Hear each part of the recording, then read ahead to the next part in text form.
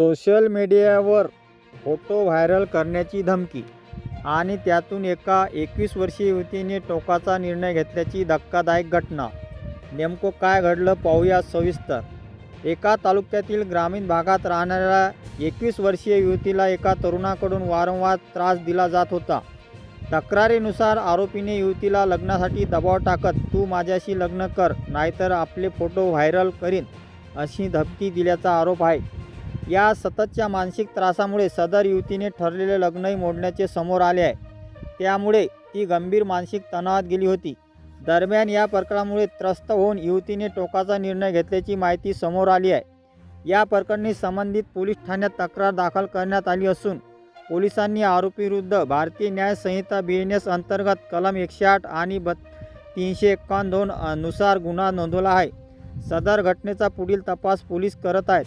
कोणत्याही प्रकारचा मानसिक त्रास, धमकी किंवा ब्लॅकमेलिंग सहन करू नका. अशा घटना घडल्यास त्वरित जवळच्या पोलीस ठाण्यात तक्रार द्या.